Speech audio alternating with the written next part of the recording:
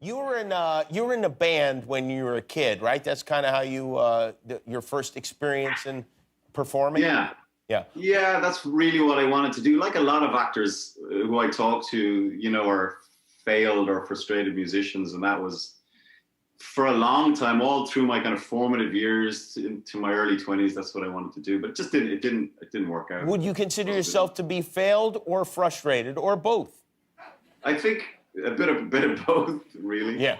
And yeah. What was the name of the band that you're in? Oh, so we were heavily into Frank Zappa when we were, I still am, but like we discovered Frank Zappa at a very sort of, at that age where you just absorb things, and he was it just blew our minds.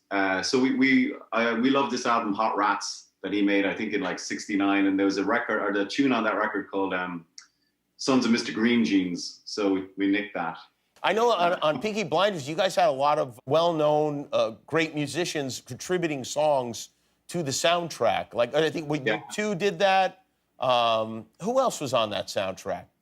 Oh man, we've been really lucky. Well, Nick Cave obviously has been very generous with his music. Radiohead have been really generous. PJ Harvey. We've had Tom Waits on there. White Stripes. Like, are you involved in that at all, as far as contacting these people or talking to them about it?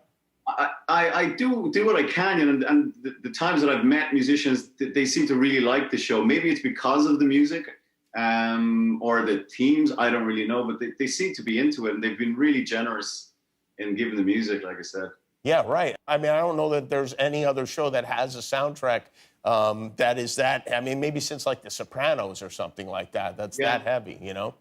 We're really lucky. It all started with Nick Cave, really, that tune, The Red Right Hand, you know, that kind of set the tone. He planted the bad seeds, and from it, a soundtrack grew. There you go. There you go. Well, I don't think I can end it more poetically than that. And by the way, the movie is very good and very scary. A Quiet Place Part 2 is the movie. It is in theaters, movie theaters. We can go to them in America now.